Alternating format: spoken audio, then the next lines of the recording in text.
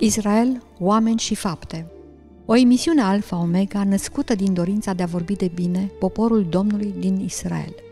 Aceste înregistrări, realizate de Alfa Omega în Israel, aduc în fața dumneavoastră locuitori sau misionari din Israelul zilelor noastre, cu mărturiile lor, cu poveștile lor de viață. Oameni care trăiesc într-o țară cum nu este alta pe pământ, țara aleasă de Dumnezeu pentru poporul său, Israel.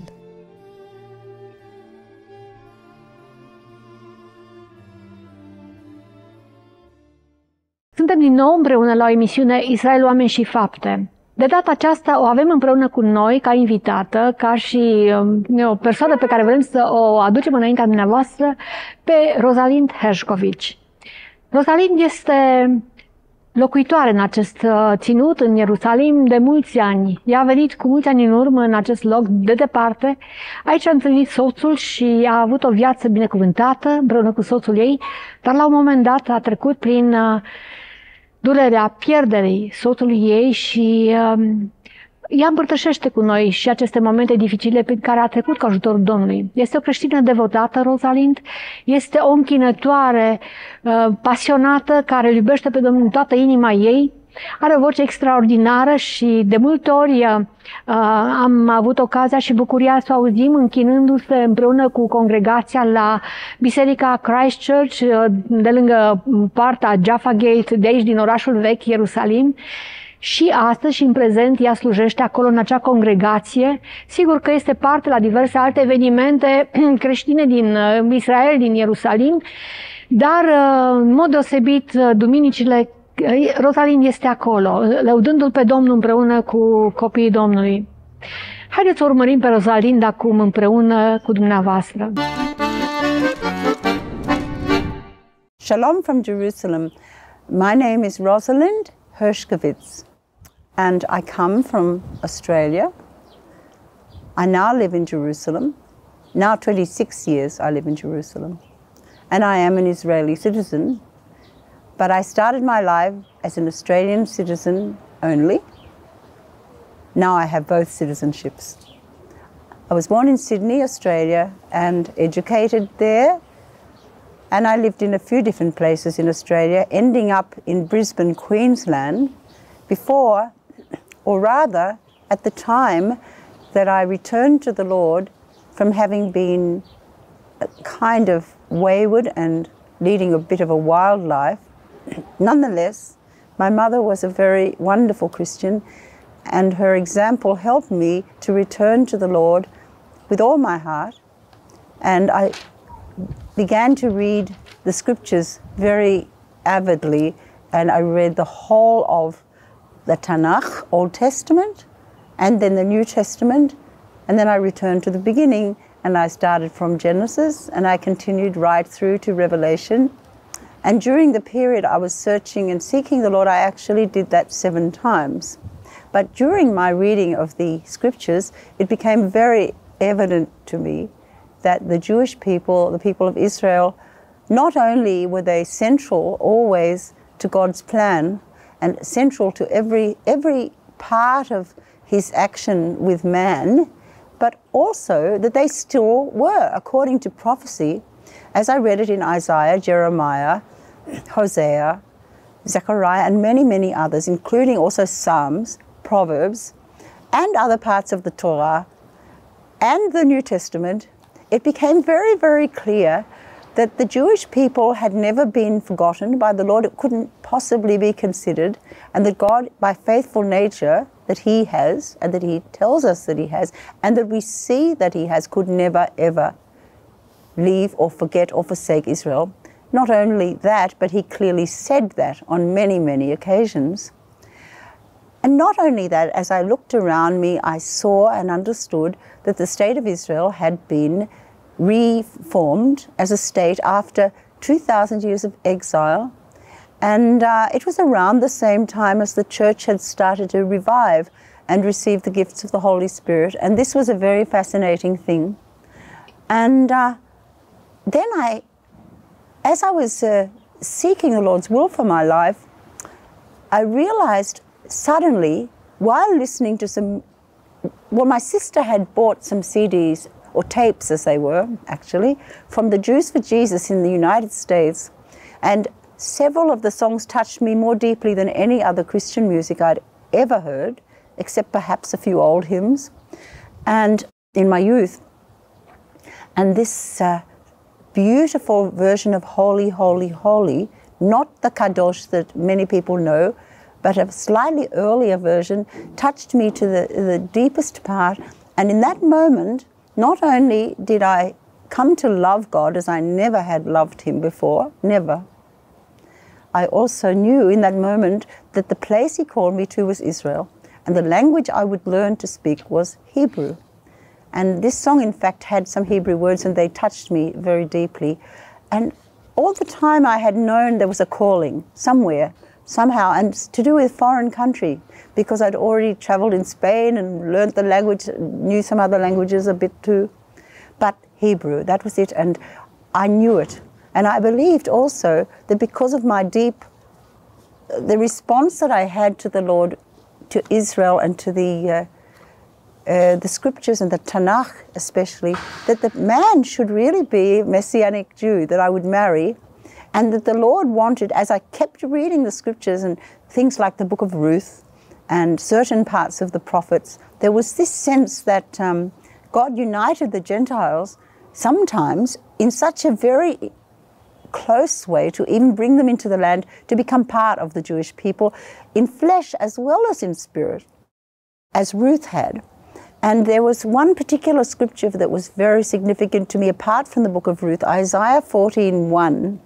And if I remember it pretty correctly, it said, and the Lord will yet, I haven't got it quite right, but it's, the Lord will yet save Israel and will set them in their own land, and the stranger will be joined to them and will cleave to the house of Jacob.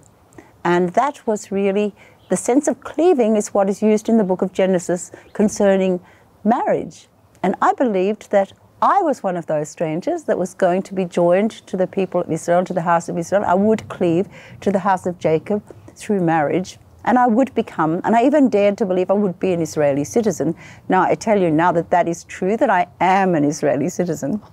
But when I came here, there was no evidence that that would be except what was in my own heart from the scriptures. I can't go into all the details, it's quite a long story, but the Lord led me to work for a short time as an au pair, helping in the house for 2 Israeli ladies who were born in the land and whose native language was Hebrew. And from the second day that I entered their house, I refused to speak English anymore. Now, I had learned some Hebrew in Australia through the years that I was waiting for the calling, because I didn't go straight away, understanding it's a serious calling and one can't really rush. You make a big mistake if you do. So after the door really did open, then I had already learned some basic Hebrew. So when I entered the house of these 2 ladies, I just refused to speak English. And they resisted me a little bit, but after that they just accepted it. And in 3 months, I was quite fluent in basic Hebrew, and I understood everything they were saying. I was picking up words from the news, I was picking up words from the street. When I walked, sometimes strangers would talk to me, I would pick up some more. The ladies, I would ask them. I studied on my own, and altogether I managed in Hebrew fine. After 4.5 months, I think it was, no, during the 3 months, I went to a home group. And at that home group, a man whose name was Rosalind Hershkovitz was there. But at that time, I didn't get to really meet him, but he saw me, and he liked me then. And I saw him, and I thought he seemed a really nice person from some things I heard him say. And within 6 weeks after I saw Abraham, he came to another congregation where I went. And he had been there the first time, and also I the first time. And so I started to talk to him because I wanted to speak Hebrew. And then he started to speak English, but then I said Hebrew only, and he was happy. We spoke Hebrew. And it so happened that at the time, I needed a bit of help. I was moving house, and he was so gracious and so generous. And he helped me in all kinds of ways, taking me there. And he didn't ask for anything in return. he didn't try and hold me, touch me, as so many people sometimes do. They rush people, women, a bit in this land, but he behaved very, very well. And after our second meeting, he announced that he would like to be my permanent boyfriend and he wouldn't look at another lady. And being truly like Ruth, after I had prayed about it all, and I did seriously pray, and the Lord showed me very, very clearly that this was the right man, and it was in a very short time, then I did the Ruth thing and I told him that I only wanted to be married and not just a friend, but married. And so he straight away ran around Jerusalem with me, trying to find how we could legally get married as a Jew and a Gentile, in a way that I would be able to receive all the rights of of an Israeli citizen, all the medical benefits and many, many things that are necessary. And within those 3 days, we discovered that one could fly to Cyprus and pay for a package deal, which meant you had a flight, witnesses, and a marriage. And straight away we booked it. So that from the time that he told me he wanted to be my permanent boyfriend until the time of the marriage were 3 weeks, in fact. And we came back. I was now Mrs. Hershkovitz. I used to be Miss Mailer, but I became Mrs. Hershkovitz. And we went to the Interior Office requesting citizenship for me. And they asked us to come back in 1 month. And on our return, they couldn't find the file, so it was delayed 2 weeks. So in 6 weeks, I had my citizenship. And I also was given the status of a new ola, which means a new immigrant, just like the Jewish people. And I was given the privilege to make aliyah according to the law of return, which is how all the new Jewish immigrants from Russia, from Romania, of whom there are many here, and actually one of the Romanian immigrants is responsible for almost all of the recording of my CDs. So that's an interesting point. And of course, from Australia, from America, from Morocco, from Iraq, all of these new immigrants.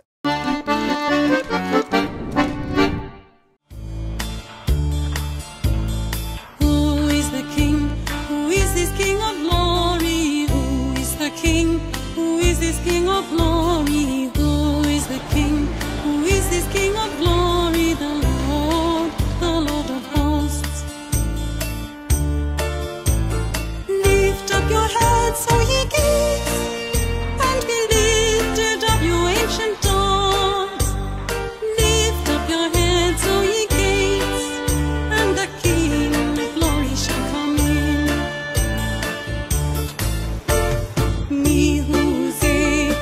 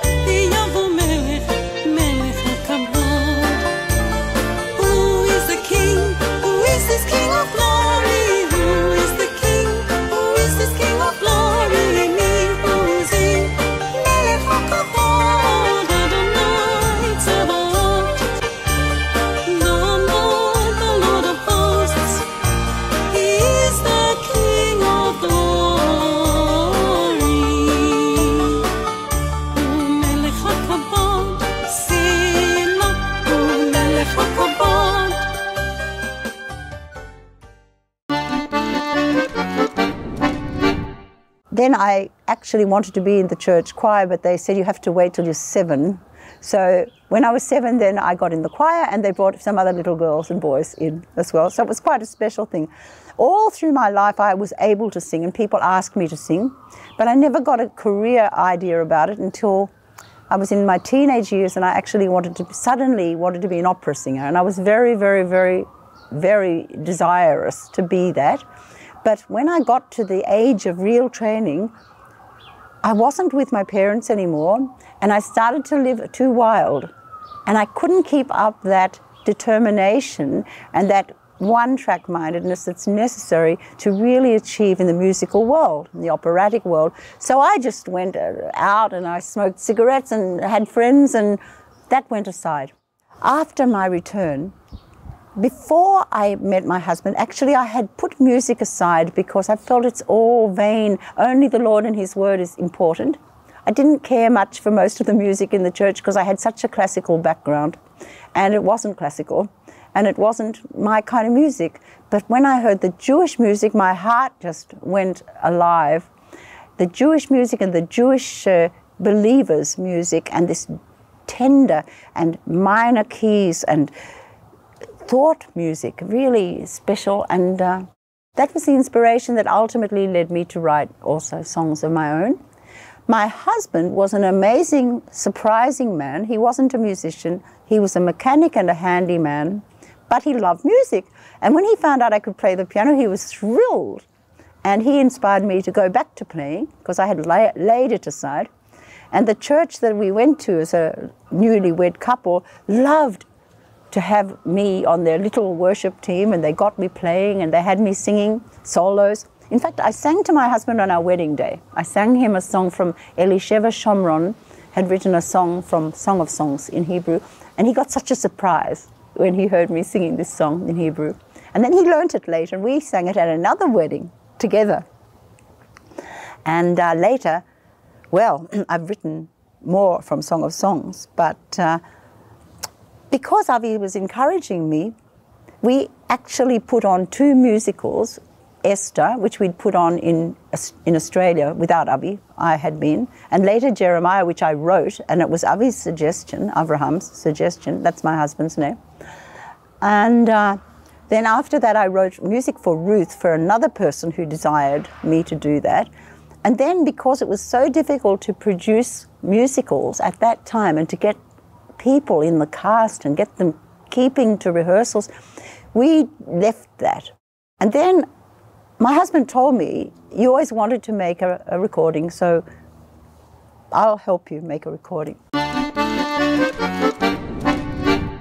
Am văzut-o împreună pe Rosalind cu mărturia vieții ei și cu modul ei de a-și exprima dragostea față de Domnul și pasiunea pentru Isus.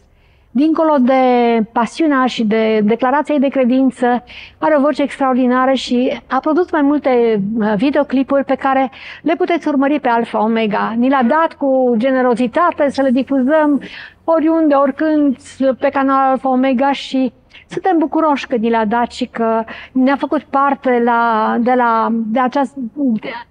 ne-a făcut parte din acest dar pe care Domnul l-a dat. Multe compoziții sunt proprii, le primește de la Domnul și este o mare binecuvântare pentru trupul lui Hristos din această parte de lume, din Ierusalim, din Israel, dar și pentru noi din România prin cântecele ei pe care le puteți urmări pe Alfa Omega.